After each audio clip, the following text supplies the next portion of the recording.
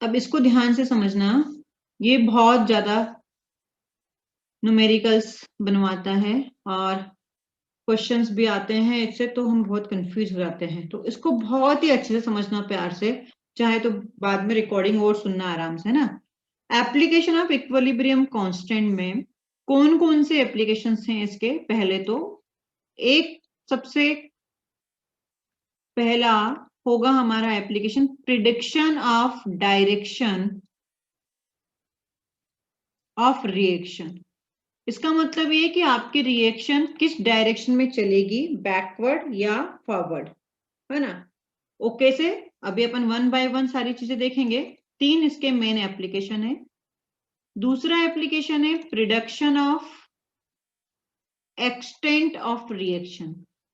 Extent of reaction कि अगर मुझे ये पता चल गया कि रिएक्शन आपकी फॉरवर्ड डायरेक्शन में जा रही, तो फॉरवर्ड डायरेक्शन में जा तो रही है लेकिन कितना परसेंट जा रही है, 10%, 12%, 20%, कितना परसेंट जा रही है, उसे हम बोलते हैं एक्सटेंट ऑफ रिएक्शन। तीसरा एप्लीकेशन है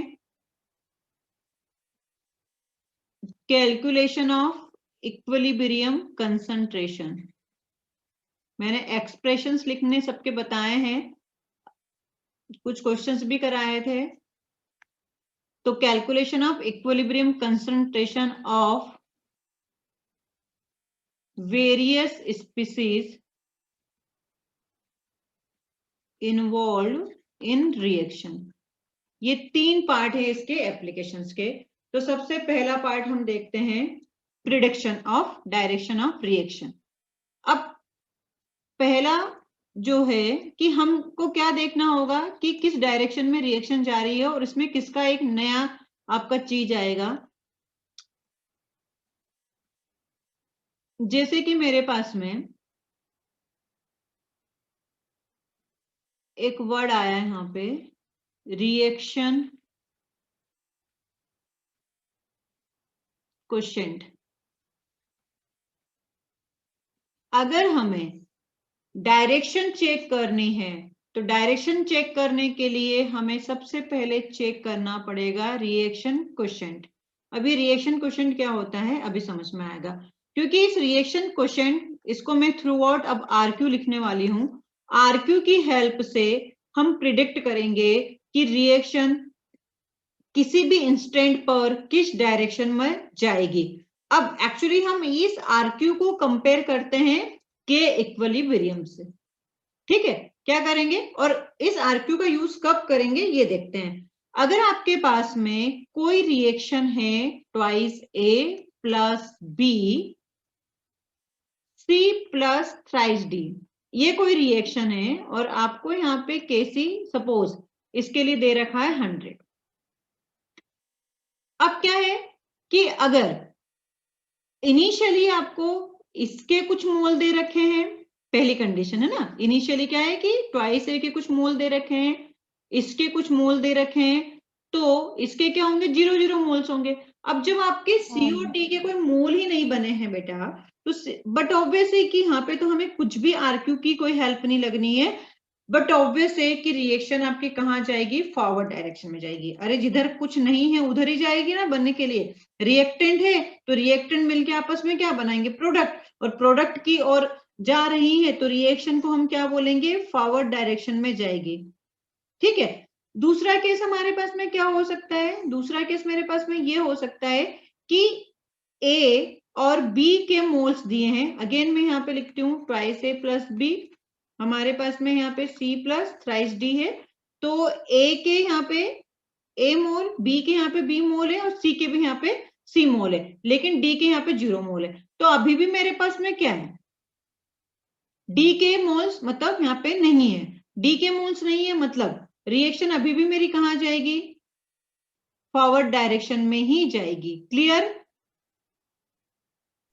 यस मैम। हाँ, तीसरी कंडीशन मेरे पास में क्या हो सकती है कि ए के 0 मोल्स हैं, बी के 0 मोल्स हैं, लेकिन सी और डी के कुछ सी और डी मोल्स दे रखे हैं। तो अब मुझे किसके मोल्स दे रखे हैं, रिएक्टेंट के मोल्स तो 0 है लेकिन प्रोडक्ट्स के कुछ मोल्स दे रखे हैं। तो अब मेरी रिएक्शन किस डायरेक्शन में जाएगी, बैकवर्ड डायरेक्शन में। क्लियर? हाँ, इतना समझ में आता है।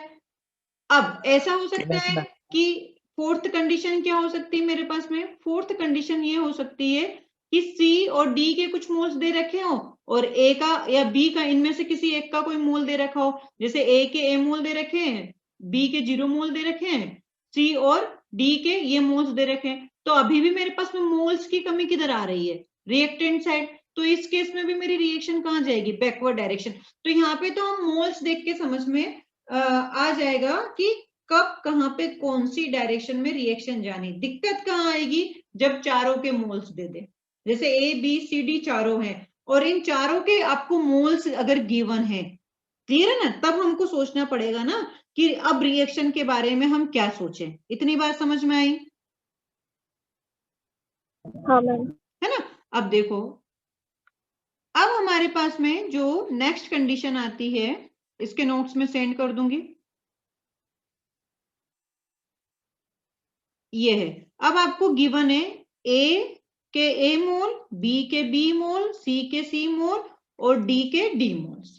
जब इस टाइप की कंडीशन आती है तो इस स्टैंड पर रिएक्शन आपकी स्टार्ट होती है और कुछ टाइम बाद, मतलब स्टार्ट तो हुई तो कुछ टाइम के बाद में ये जो डायरेक्शन है, ये फॉरवर्ड डायरेक्शन भी हो सकती है, बैकवर्ड डायरेक्शन में भी हो सकती है।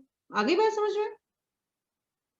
मतलब आपको अभी कुछ भी नहीं पता है, it may be forward direction में, it may be backward direction में जा, हो सकता है कि इक्विलिब्रियम की पोजीशन आ गई हो, और जब इक्विलिब्रियम की पोजीशन आ जाती है तब ना रिएक्शन फॉरवर्ड डायरेक्शन में जाती है ना बैकवर्ड डायरेक्शन पे जाती है। हमें पता है कि एट इक्विलिब्रियम क्या हो जाता है, के एफ इज इक्वल टू के बी हो जाती है ना। तब इस कंडीशन में जब आपके पास में सब गिवन हो, सबके मोल्स होंगे, तब हम हेल्प लेंगे किसकी, आर क्यू की। आर क्यू मतलब रिएक्शन क्वोशेंट। अब जैसे कि हम अगर बोलें कि मैं इसके लिए के इक्विलिब्रियम कैसे लिख सकती हूं, अगर इस रिएक्शन के लिए मुझे के इक्विलिब्रियम लिखने को बोले तो हम कैसे लिखेंगे, K equilibrium is equal to concentration of C, concentration of D का cube upon concentration of A, है ना, स्क्वायर और कंसंट्रेशन ऑफ बी। क्लियर? इतनी बात समझ में आई? तो इसके लिए हम Q कैसे लिखेंगे, सेम होता है, इसके लिए भी हम ऐसे ही लिखेंगे C, लेकिन इन दोनों में डिफरेंस क्या है भी बताऊंगी। ये D और यहाँ पे A का स्क्वायर और यहाँ पे B का स्क्वायर। जरा देखो ध्यान से कि हम क्या ऐसे ही लिखते थे कि इक्विलिब्रियम सारी रिएक्शन के लिए प्रोडक्ट अपॉन रिएक्टेंट। आ रही बात समझ में, याद आ रहा है? हर एक के लिए मैंने आपको कि इक्विलिब्रियम लिखना सिखाया, रिएक्शन बहुत सारे लिख लिख के।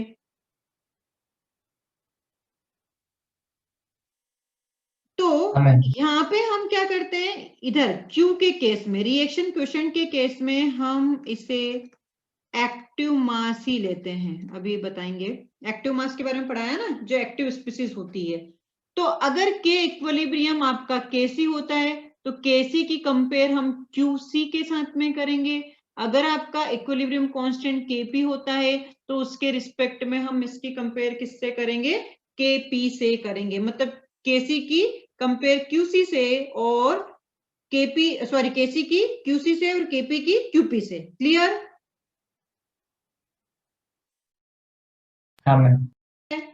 कि इस तरह से अपने को देखना है। अब यहाँ पे इक्विलिब्रियम कांस्टेंट और रिएक्शन कांस्टेंट अपन ने दोनों देखा, और एक्सप्रेशन वाइज तो दोनों क्या सेम है,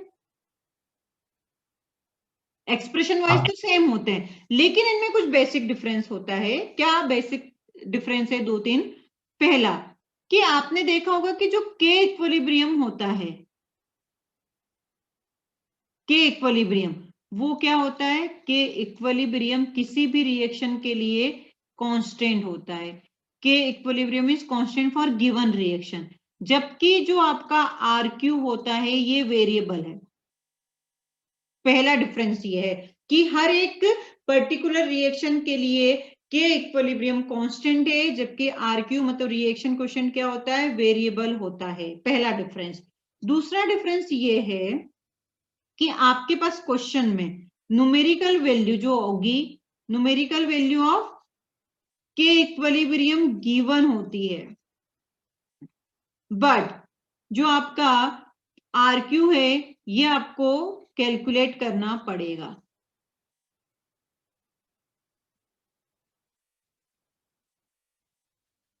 प्रॉब्लम में तीसरा ये है कि जो के इक्विलिब्रियम है ये सिर्फ और सिर्फ इक्विलिब्रियम पर ही डिफाइन किया जाता है। के equilibrium only defined at equilibrium, सिर्फ और सिर्फ आप जब इक्विलिब्रियम की स्टेट आ जाती है तभी आप डिफाइन करोगे, जबकि आरक्यू जो है उसे आप किसी भी टाइम पे डिफाइन कर सकते हो। ये तीन बेसिक डिफरेंस है। At only, at any time, sorry only नहीं। अब देखो कि आपने कहा कि हमें रिएक्शन कौन सी डायरेक्शन में जाएगी, आरक्यू और केसी का कंपैरिजन करना है। तो अगर मेरे पास में जो क्यू या आरक्यू है ना, उसके लिए आपको क्वेश्चन में क्या गिवन होगा, के इक्विलिब्रियम की वैल्यू गिवन होगी, ठीक है। तो अगर के इक्विलिब्रियम की वैल्यू गिवन है और आपने क्यू की वैल्यू कैलकुलेट करी और आपके पास में ये रिलेशन आया कि के equilibrium is greater then Q, तो रिएक्शन आपकी फॉरवर्ड डायरेक्शन में जाएगी। पहली बात, अगर आपके पास में Q इज ग्रेटर देन के इक्विलिब्रियम आता है, मतलब के इक्विलिब्रियम कम है, तो रिएक्शन बैकवर्ड डायरेक्शन में जाएगी। कंपेयर करना पड़ेगा अपने को। अगर हमारे पास में Q और के इक्विलिब्रियम दोनों इक्वल आते हैं तो समझ जाना कि जो रिएक्शन है वो आपकी इक्विलिब्रियम पर है। तो मैंने यही कहा था कि जब चारों की कंसंट्रेशन दे रखी होगी तब रिएक्शन में भी फॉरवर्ड डायरेक्शन में जाए, बैकवर्ड डायरेक्शन में जाए, या फिर हो सकता है कि वो rate of forward direction reaction is will be equal to rate of backward direction. ये तीन कंडीशन हो सकती है और ये तीनों कंडीशन कब कब हो सकती है ये चीज देख के हमें पता लगेगा। यहां तक बातें समझ में आ गई क्या? मतलब ये है कि हम डायरेक्शन के लिए चेक करेंगे रिएक्शन कोएफिशिएंट। इसको आप क्यू भी बोल सकते हो, कोई दिक्कत नहीं है। क्लियर हो गया भाई? हाँ, इतना समझ में आ गया? तो यस हमें मैम। क्या चेक करना है? क्यू चेक करना है। अब देखो चेक करते हैं, क्वेश्चन करते हैं। जैसे क्वेश्चन दिया है हमें, फॉर द रिएक्शन है N2O4 NO2, ये है। Kp हमारे पास में है 80 atm एट 40 डिग्री सेल्सियस, ठीक है। दो आपको कंडीशन दी गई है कि हमारे पास में ये रिएक्शन हो रही है किसी वेसल में, तो हम ये बोल सकते हैं कि वेसल 1 N2O4 2 atm और वेसल 2 पे N2O4 का जो प्रेशर है वो 1.25 दे रखा है। ये वेसल 1 की कंडीशन है ना। ऊपर NO2 का जो प्रेशर दे रखा है वो 2 atm दे रखा है और यहाँ पे वेसल 2 में NO2 के लिए जो दे रखा है वो 10 atm दे रखा है। कहता है प्रिडिक्ट रिएक्शन, मतलब रिएक्शन इक्विलिब्रियम पे होगी, फॉरवर्ड डायरेक्शन में जाएगी या बैकवर्ड डायरेक्शन पे जाएगी, इस तरह से बात की गई है। तो देखो मैं बताती हूँ पहले कैसे करेंगे। हम वेसल 1 की बात करें, कंटेनर 1 की बात करते हैं ना, जो आपका वेसल 1 है। इसमें हम क्यूपी कैसे लिखेंगे बेटा इस रिएक्शन के लिए? सेम ही है सब। तो ये मेरे पास में क्या आएगा, पार्शियल प्रेशर ऑफ NO2। अरे हाँ या ना बोलो भाई। जैसे अपन केसी लिखते हैं वैसे अपन क्यूपी लिखते हैं। क्यूपी मतलब पार्शियल प्रेशर के टर्म्स में, तो इसलिए पार्शियल प्रेशर ऑफ NO2 का होल स्क्वायर अपॉन में क्या आएगा, पार्शियल प्रेशर ऑफ N2O4 लिखेंगे ऐसे।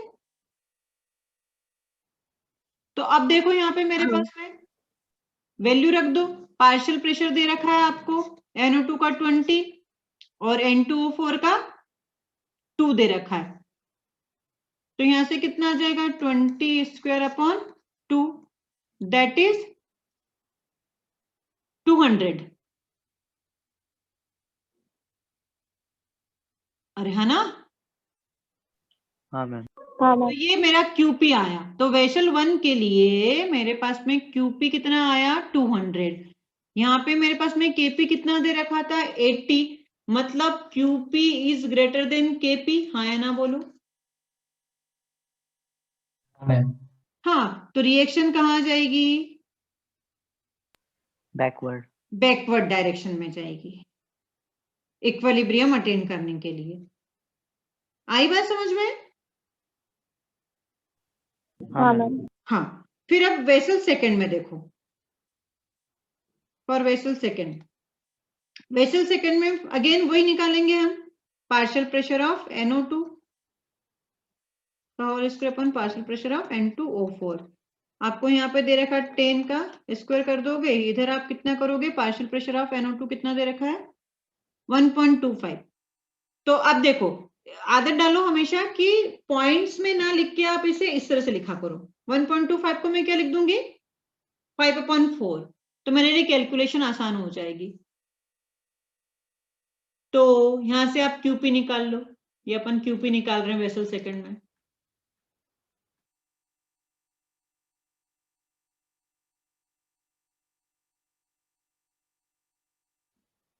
कितना आया 80। 80 आया, पहले भी कितना था 80, मतलब क्यूपी एंड केपी दोनों क्या हो गया इक्वल हो गया। तो ये वाला जो वेसल सेकंड वाली बात की गई थी, तो वेसल सेकंड में जो रिएक्शन हो रही है वो क्या है आपकी इक्विलिब्रियम पे। सही है, समझ में आई कहानी। हाँ, मतलब इस तरह से अपने को देखना है। चलो आगे बढ़ते हैं।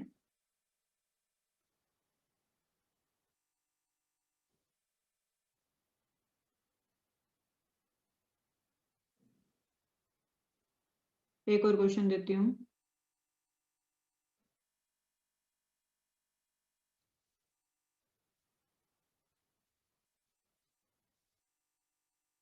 क्वेश्चन कहता है फॉर द रिएक्शन, रिएक्शन है आपकी twice SO3 twice SO2 plus O2, इस रिएक्शन के लिए Kc दे रखा है 0.75, concentration of SO3 is 6 molar. देखो कंसंट्रेशन को हमेशा इस तरह से भी अगर वर्डिंग में ना लिखे और इस तरह से स्क्वायर ब्रैकेट में लिखे तो समझ जाना कि कंसंट्रेशन की बात कर रहा है। Concentration of SO2 is 4 molar. तो वो कह रहा है, इसको पूरा लैंग्वेज में लिखते हैं ना, तो अपन लैंग्वेज में नहीं करके ऐसे डायरेक्ट लिखते हैं शॉर्ट में। What must the concentration of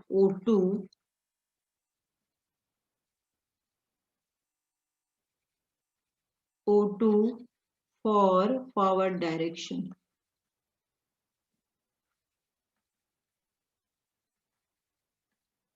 ऐसा है।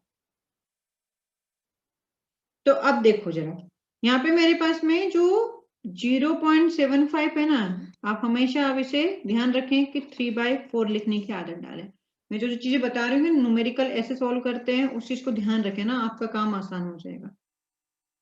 तो मुझे फॉरवर्ड डायरेक्शन में जाना है, और फॉरवर्ड डायरेक्शन में जाने के लिए मुझे क्या करवाना पड़ेगा कि क्यूसी की जो भी वैल्यू आएगी वो केसी से क्या होनी चाहिए, कम होनी चाहिए। ये कंडीशन थी ना अपनी। हाँ मैम। वहां पे मैंने के इक्विलिब्रियम लिखा था, तो ये फॉरवर्ड डायरेक्शन की बात कर रहा है ये। It means QC is equal to, मैं क्या लिखूं, ये रिएक्शन है तो SO2 का स्क्वायर O2 का होल स्क्वायर अपॉन SO3 और पावर, ये है it must be less than KC। तो सोचो जरा कि अब यहाँ पे थोड़ा सा ना ट्रिक लगाना पड़ेगा, पूरा सोल्व करते रहोगे तो बहुत टाइम लग जाएगा। KC कितना दे रखा है 0.75, मतलब 3/4 दे रखा है। अब मुझे कंसंट्रेशन ऑफ SO2 कितनी दे रखी है 4 दे रखी है, तो यहाँ पे कितनी हो जाएगी QC इज इक्वल टू 16 है ना, 4 का स्क्वायर करूंगी इनटू O2 की कंसंट्रेशन मुझसे पूछी गई है अपॉन में SO3 6 का वो करेंगे तो 36 हो जाएगा, है ना।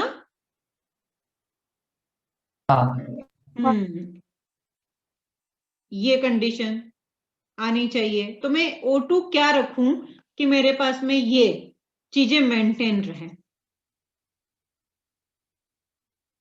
मतलब O2 की जो कंसंट्रेशन है वो किसके किसके बीच में आनी चाहिए।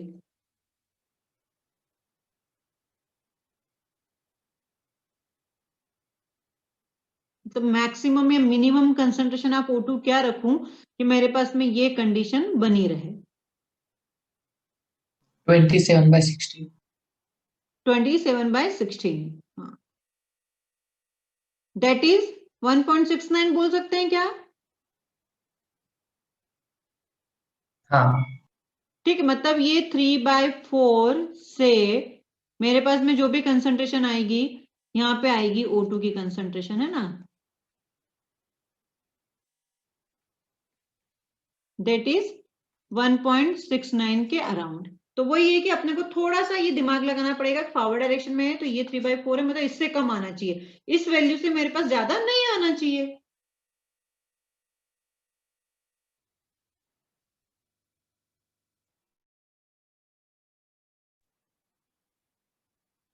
तो अगर मैं बोलूं कि 1.69 से ज्यादा हो गई ना, तो फिर रिएक्शन मेरी इधर जाने लगेगी। बेटर है कि आपको थोड़ा सा मैथमेटिकली अप्रोच होना चाहिए, और ये क्लियर इस तरह से अपन देखते हैं। पहला समझ में आया है कि रिएक्शन किस डायरेक्शन में जाएगी, कैसे क्वेश्चन आ सकते हैं। फर्स्ट वाला प्रिडिक्शन ऑफ डायरेक्शन क्लियर हुआ। हाँ मैम। फिर नेक्स्ट हमारा क्या था, prediction of extent of reaction.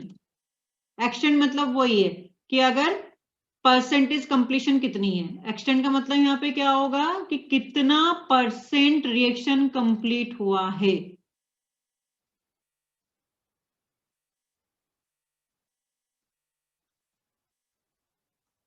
और एक्सटेंट को हमेशा जब भी आपसे एक्सटेंट की बात की जाएगी तो देखो ये ध्यान रखना कि अगर आपके पास में रिएक्टेंट है तो प्रोडक्ट की ओर ही जाना, मतलब फॉरवर्ड डायरेक्शन की ओर ही जाना है। इतनी मगजमारी इसलिए कर रहे हैं कि ताकि अपना प्रोडक्ट बन जाए, है ना।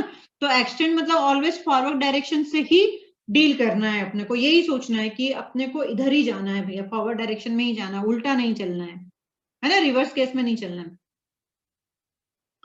तो यहाँ पे मेरे पास में ये जो कंप्लीशन है ये डिपेंड करता है अगेन कि के इक्विलिब्रियम क्या आता है।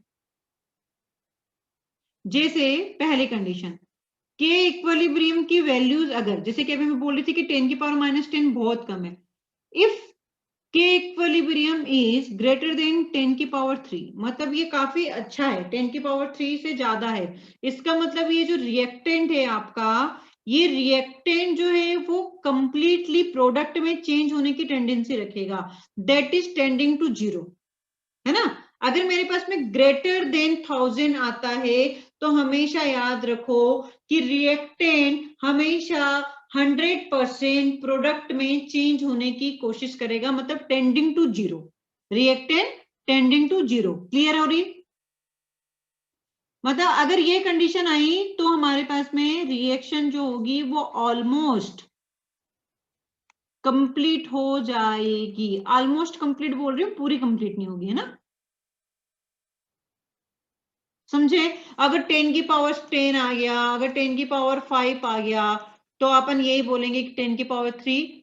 देखो ना, अगर यही है आपका, इससे ही ज्यादा हो गया तो आपकी रिएक्शन बहुत ज्यादा फॉरवर्ड डायरेक्शन में जाएगी।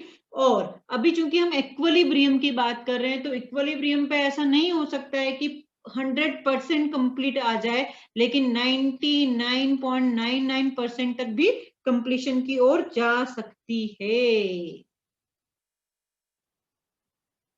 Are you getting my point?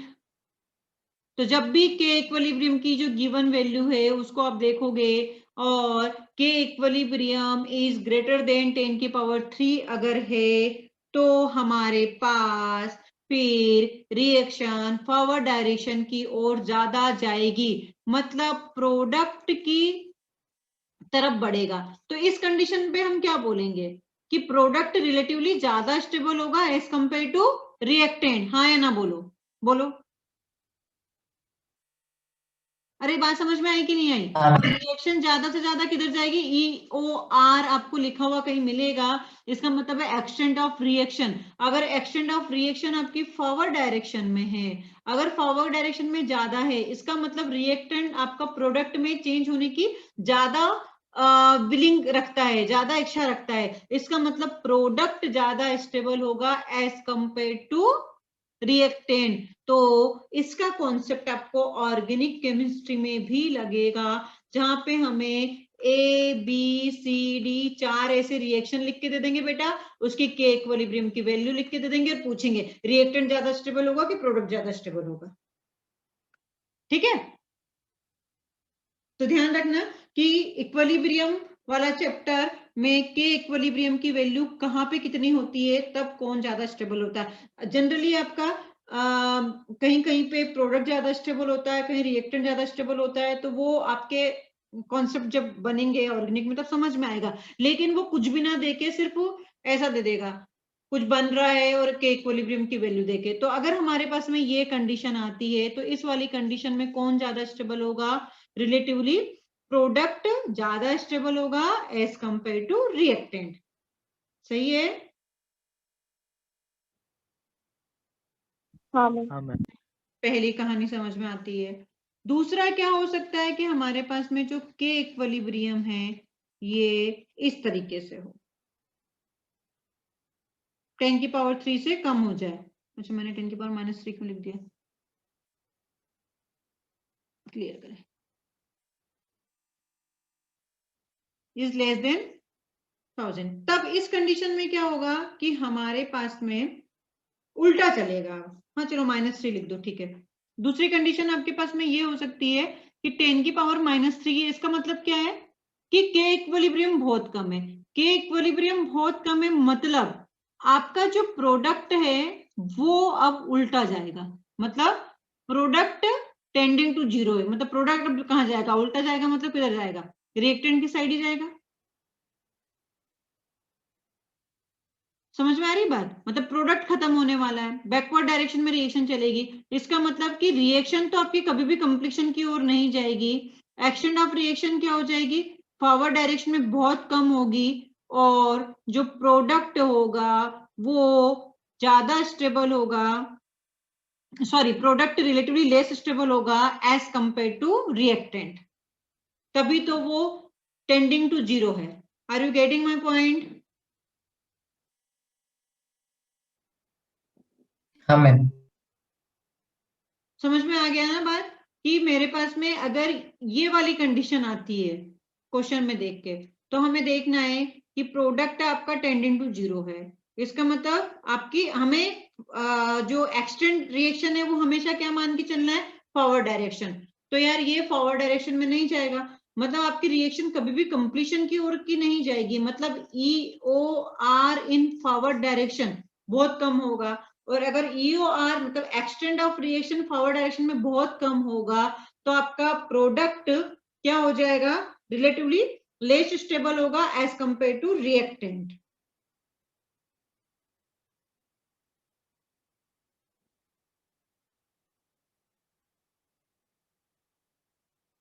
इतना समझ में आया? हाँ मैम। हाँ मैम।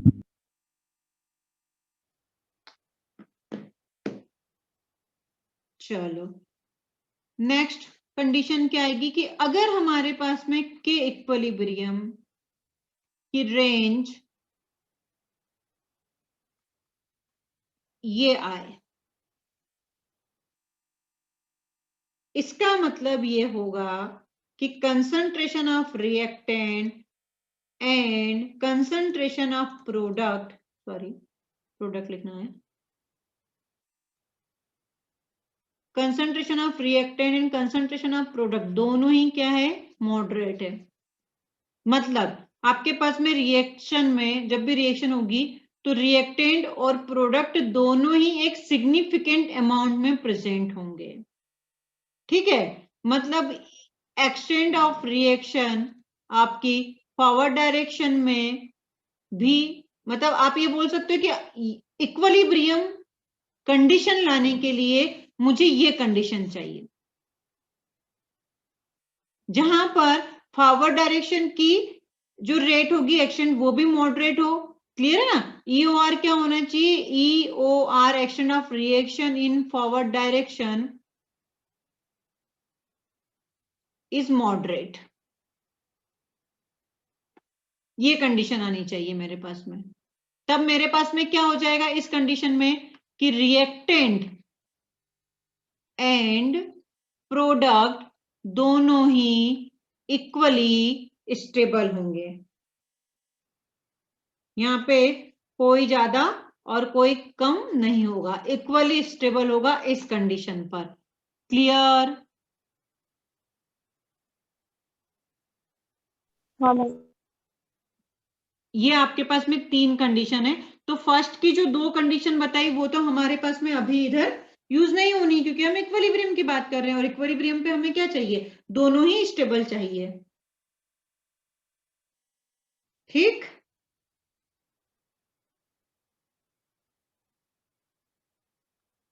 हाँ मैम। तो कुल मिला के अगर मैं के इक्विलिब्रियम के लिए बात करूं तो मेरे पास में यहाँ पे इस तरीके से कुछ कहानी है। अगर ये रेंज इसकी बात करूं तो ये जो मिडिल वाली रेंज है, इस वाली रेंज पे मेरे पास में क्या होगा? रिएक्टेंट एंड प्रोडक्ट दोनों ही सिग्निफिकेंट अमाउंट में होंगे, एक्शन ऑफ रिएक्शन मॉडरेट होगी। अगर इधर हम जाएंगे तो एक्सटेंट ऑफ रिएक्शन ज्यादा होगी, मतलब आपका जो रिएक्टेंट है वो टेंडिंग टू जीरो जाएगा। अगर हम इधर जाएंगे तो एक्सटेंट ऑफ रिएक्शन आपकी लेस होगी और प्रोडक्ट जो होगा वो टेंडिंग टू जीरो होगा। क्लियर? हाँ मैम। तो ये आपका दूसरा एप्लीकेशन था। अब थर्ड वाला एप्लीकेशन,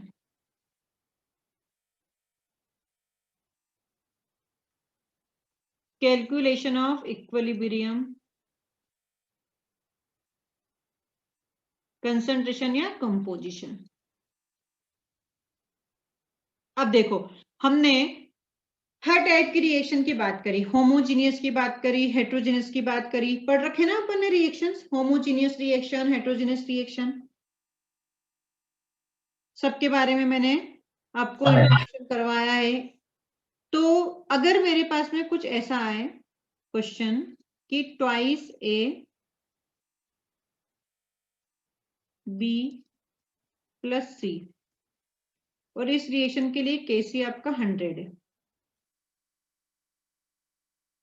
ठीक है, फिर बोलते हैं कि जो ये रिएक्शन है ये स्टार्ट होती है, above reaction started with 10 moles of A in closed container of volume 2 liter. Calculate equilibrium concentration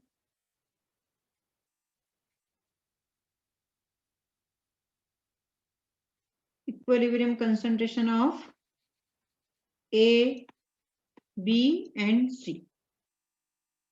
question लिख लो रफली।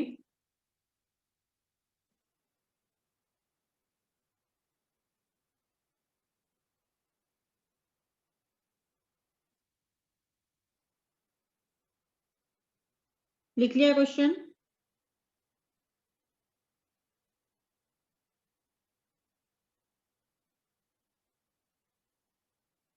हाँ मैम।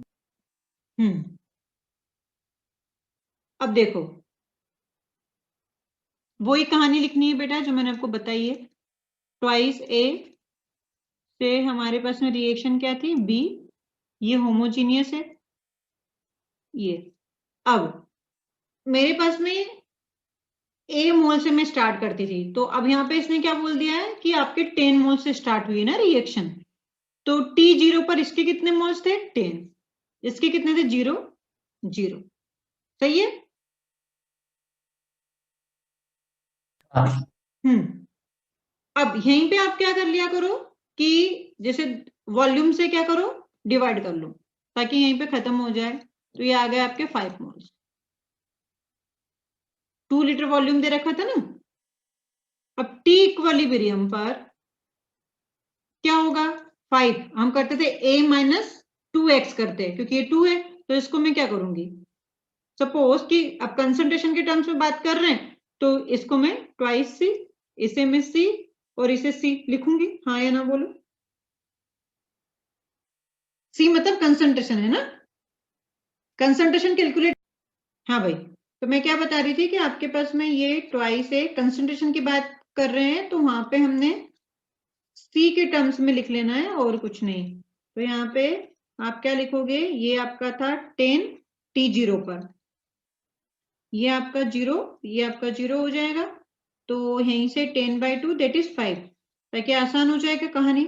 यहाँ पे टी इक्विलिब्रियम मतलब मैं क्या लिखूंगी, 5 माइनस ट्वाइस सी, ये सी ये सी। हाँ या ना बोलो? अब एक्सप्रेशंस, एक्सप्रेशंस में हम क्या करेंगे, concentration of B, concentration of C upon में कंसंट्रेशन ऑफ ए स्क्वायर।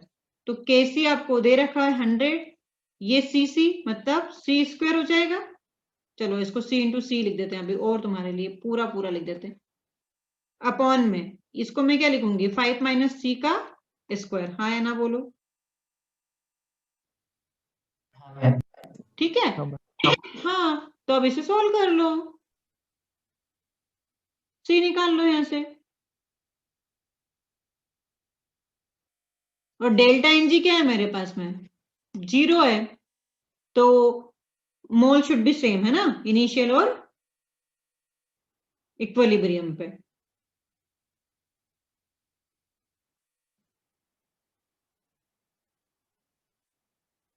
तो यहां से मैं इसको लिख देती हूँ 10 is equal to C upon 5 minus twice C. इधर गया ये, तो 50 minus twice C 20 C is equal to C, that is C will be 50 upon 21। Clear? हाँ मैम। अब देखो यहां से मेरे पास सी की वैल्यू ये है, तो ये जो बी की कंसंट्रेशन होगी वही सी की कंसंट्रेशन होगी। हाँ है ना बोलो? अरे हाँ है ना बोलो भाई? हाँ मैम। अब मुझे क्या करना है, यहाँ से सी की वैल्यू रख दो और ए की कंसंट्रेशन निकाल लो। तो यहाँ से concentration of A is equal to 5 minus 2 into C, मतलब 100/21। कितना आया, निकाल लो।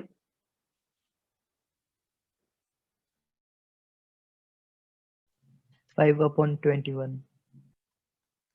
ठीक है मोलर? समझ में आए कहानी? हाँ मैम। नेक्स्ट देखते हैं।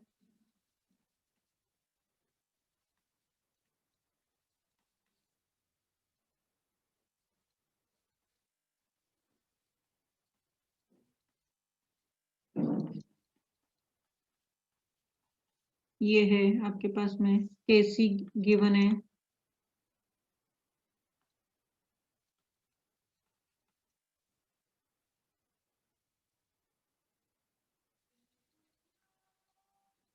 reaction is started with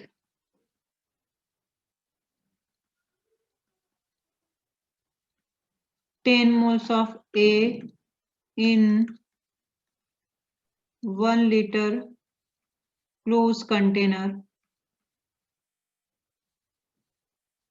Calculate equilibrium concentration of A, B, C, D.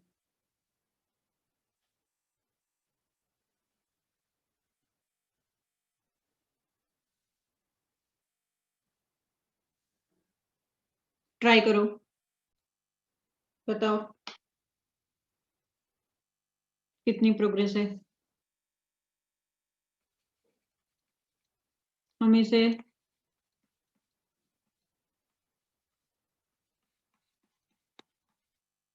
ये 10 इनिशियल में 0 0 0 फिर 10 माइनस सी वॉल्यूम 1 है, कोई दिक्कत नहीं है। ये सी ये सी ये सी, तो केसी के एक्सप्रेशन में हम क्या लिखेंगे, केसी इज इक्वल टू मतलब 27 is equal to C into C है ना। हाँ मैम। हाँ मैम। डिवाइडेड बाय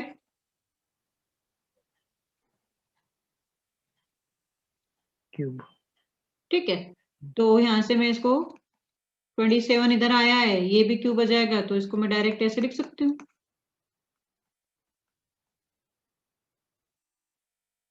सही है, हाँ मतलब 30C minus 9C is equal to C, तो सी इज इक्वल टू 3 आ गया।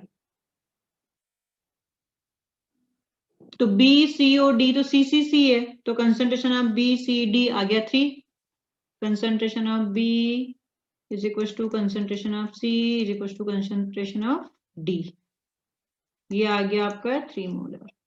फिर ये concentration of A will be, ठीक है भाई, हाँ कितना आया, 1 1। हो गया, समझ गया। हाँ मैम। हाँ ma'am.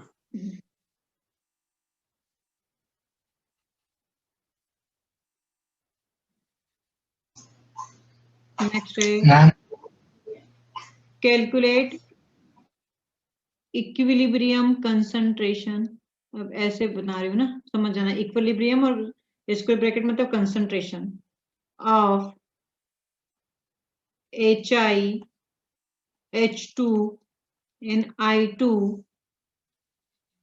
at 300 Kelvin if 2 moles of each H2 and I2 are taken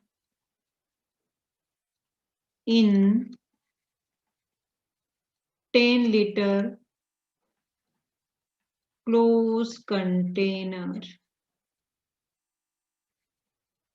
तो बोलता है केसी फॉर रिएक्शन, रिएक्शन है आपके पास में twice HI H2 plus I2 is 2.5 into 10 की पावर -3।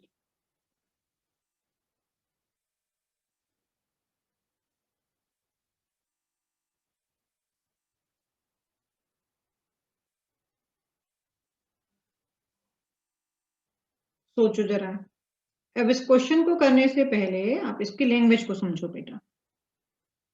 आपको इनिशियली जो क्लोज कंटेनर है उसमें आपने क्या लिया है,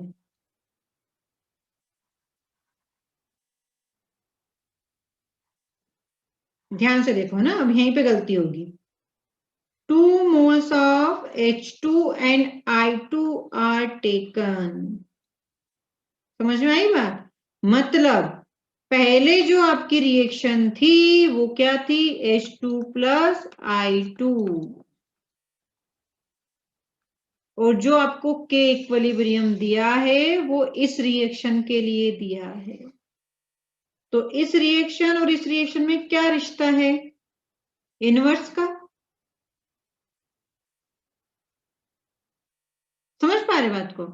हाँ हाँ, तो अब अपने को ये जो 2.5 इंटू 10 की पावर -3 है, तो जब आप केसी लिखोगे तो यहाँ पे आप क्या करोगे? केसी की जगह 1/2.5 इंटू 10 की पावर -3 लिखना पड़ेगा बच्चों। समझ में आ गई ना बात? हाँ हाँ, ये एक ट्विस्ट है इसमें, अब कर लो।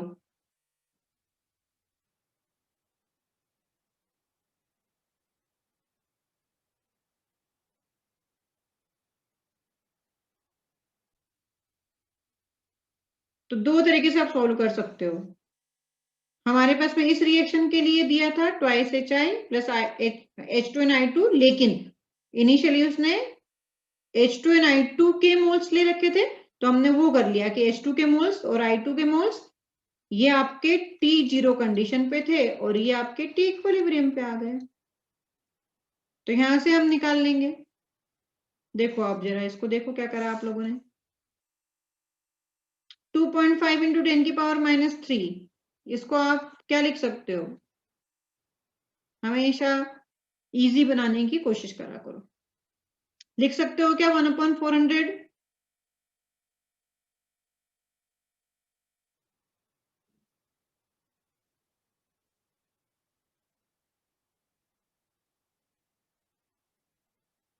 बताओ। हाँ हाँ,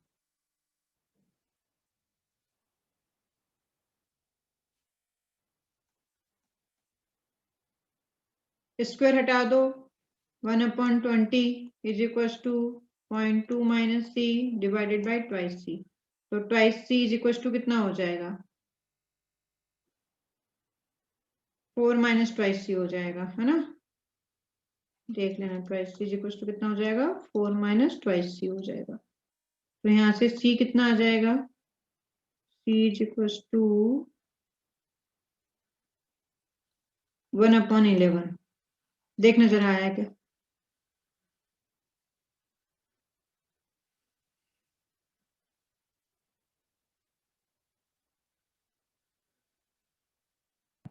ma'am hmm 2C is equal to 40 minus 20C आएगा ना? हाँ, वही मैंने कहा कुछ गड़बड़ हुई तो देख लेना एक बार। मैंने तो कर दिया फटाफट फटाफट। 1/400 करा इज टू -2.6 का स्क्वायर, तो 2 का स्क्वायर, 2C का स्क्वायर है ना, तो 1/20 -2.6। ये गलत है क्या? ऐसा बोल रहे हो क्या? नहीं, उसके नीचे। उसके नीचे मैंने क्या लिखा? हाँ, तो इसको सोल्व कर लो एक बार। क्या आता है अपना सी, वो देख लो। 4/22। सही सोल्व करना है। 20/11। 20/11 पक्का सी? हाँ मैम। हाँ, क्योंकि उसी के ऊपर डिपेंड करेगा। मैं तुम पे विश्वास कर रही हूँ ना, मैंने सोल्व नहीं करना अभी। तो अगर ये आया तो आप यहाँ पे देखो, -2 से जो सी आया है, -0.2 से माइनस करना सी, तो H2 एंड I2 की कंसंट्रेशन आएगी, और फिर C से इंटू करना तो HI की कंसंट्रेशन आएगी, जो अपने को क्वेश्चन में पूछा गया है। मैम हम्म मेरा वो सी की वैल्यू अलग आ रही है। जो भी C की वैल्यू आए, अब देख लेना, मैथ्स लगा लो इसमें। कितनी आ रही तुम्हारी?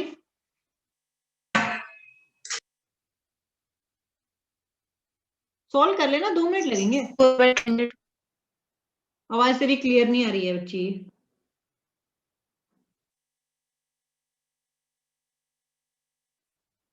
हाँ, जो भी वैल्यू आए देख लेना बेटा। मैं ये बोल रही हूँ कि जो भी वैल्यू आएगी सी की, उसमें आपको क्या करना है? सी की वैल्यू जब फाइंड आउट कर लोगे तो अपने को करना क्या है फिर? 0.2 से माइनस कर देना। यहाँ पे 0.2 से माइनस कर दोगे तो कंसंट्रेशन आ जाएगी H2 और I2 की, और इससे इंटू कर देना तो कंसंट्रेशन आप HI आ जाएगी। समझ में आ गई बात? हाँ मैम। हाँ, हाँ सिंपल मैम। ऐसे करना है। अब मैं कुछ क्वेश्चन और होमवर्क में दूंगी, बाकी अब फिर कल अपन पढ़ेंगे। चलो बाय बाय मैम। बाय।